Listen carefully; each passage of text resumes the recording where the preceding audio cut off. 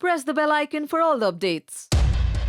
दीपिका पादुकोण ने फिर एक बार स्वरा भास्कर द्वारा लिखे गए पद्मावत पर ओपन लेटर पर रिएक्शन दिया है। कहा कि स्वरा ने फिल्म के पहले चलाए गए डिस्क्लेमर को देखा नहीं। उन्होंने कहा कि स्वरा शायद पॉपकॉर्न लेने बाहर चली गई। वेल, आपको बता दें कि इस रिएक्शन से पहले उन्होंने लीडिंग डेली डीएनए को इंटरव्यू दिया था, लेकिन अब एक न्यूज चैनल के साथ इंटरव्यू के दौरान दीपिका ने फिर स्वरा के लेटर पर अपनी राय रखी। दीपिका ने बताया, मेरे ख्याल से लोग इस फैक्ट को भूल गए कि ये फिल्म 12वीं और 13वीं सदी पर आधारित है और उस समय लोग इन रीति रिवाजों का पालन करते थे। स्वरा से शायद फिल्म के पहले दिखाए गए डिस्क्लेमर देखना छूट गया। शायद आप बाहर पॉपकॉर्न खरीदने चली गई हो जब डिस्क्लेमर दिखाया जा रहा था। दूसरी बात, ये जरूरी है कि आप फिल्म को पूरी तरह से समझे और जाने कि किस जमाने या सदी पर फिल्म आधारित है।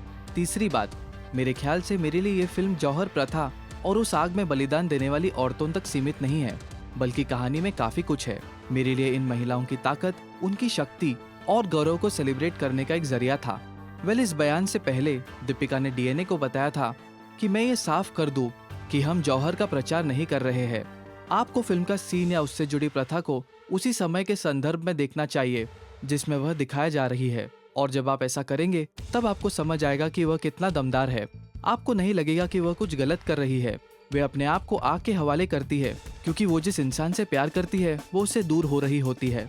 चलिए, दीपिका ने तो अपना मत रख दिया, स्वरा भी कुछ कम नहीं। उन्होंने भी अपने ओपिनियंस को लेकर मीडिया के सामने अपनी बातें रखी। जो लिखा उसको लेकर बहुत विवाद हो रहा है, बहुत कंट्रोवर्सी हो रही है, आपको स्लैम भी किया जा रहा है सोशल मीडिया पर। और सिद्धार्थ गरिमा ने उसके खिलाफ एक लेटर भी लिखा है जो आपने पद्मावत में लिखा था। क्या आप कुछ कहना चाहेंगे आप?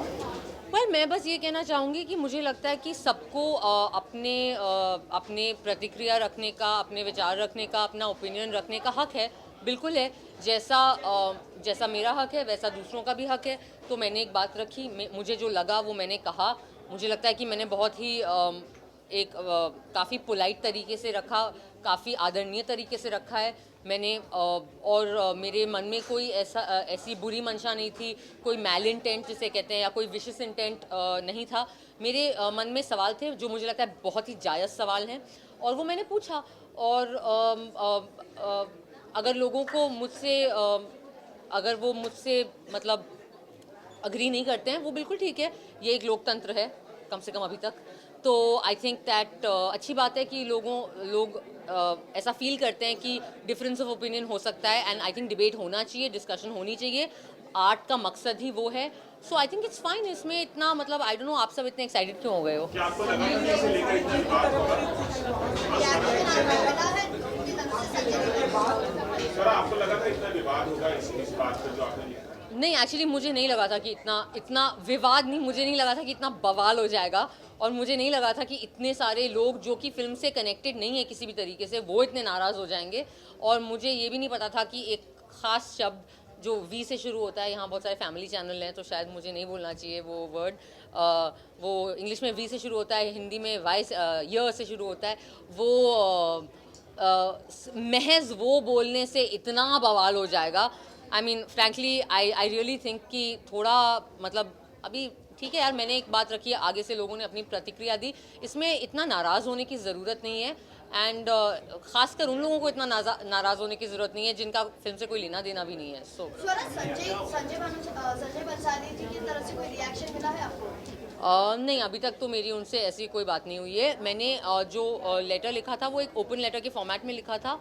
तो वो मैंने लाइक एक पब्लिकेशन के ज़रिए लिखा था, क्योंकि मेरे सवाल जो थे, मुझे लगा कि वो चूँकि ये फिल्म एक नेशनल मुद्दा बन गई है, एक नेशनल कॉन्वर्सेशन का हिस्सा बन गई है। और मैं ये ज़रूर याद दिलाना चाहूँगी आप सबको जो इतना मज़ा ले रहे हो इसमें, कि मैं उन आवाज़ों में से थी जिन्होंने लगातार पद्मावती का सपोर्ट किया। आई थिंक ये बात हम पहले भी कर चुके हैं। मैंने लगातार करणी सेना के खिलाफ बयान दिए हैं। लगातार मैंने वायकॉम, संजय सर, पद्मावती के बाकी टीम के हक के बारे में बोला है कि, और सिर्फ उनके नहीं, हर आर्टिस्ट का हक है कि वो अपनी जो कहानी कहना चाहते हैं, जो फिल्म कहना चाहते हैं, वो उसे एक सुरक्षित समाज में एक सुरक्षित रूप से बनाएं। मैंने बार बार निंदा करी है जिस किस्म की हिंसा का सामना करना पड़ा फिल्म की पूरी टीम को। सो ऑब्वियसली मेरा कोई मैल इंटेंट नहीं है, लेकिन एक बार फिल्म रिलीज़ हो जाती है, फिर वो एक पब्लिक प्लेटफॉर्म पे पब्लिक कंजम्पशन के लिए आ जाती है। और चूंकि ये फिल्म इतनी ज़रूरी फिल्म है हमारे समाज में, इस फिल्म ने इतने सारे बाकी मुद्दे खोले, इसलिए मैं चाहती थी कि जो मेरे सवाल हैं वो भी वो जो एक नेशनल कॉन्वर्सेशन है, एक राष्ट्रीय स्तर पे जो बातचीत हो गई है उसका हिस्सा बने। और सिर्फ इसलिए मैंने ये जो लेटर है वो एक पब्लिक प्लेटफॉर्म पे पब्लिश किया। तो दोस्तों, आपके हिसाब से किसकी बातें आपको सही लगी, दीपिका या स्वरा? डिबेट करें कमेंट्स में।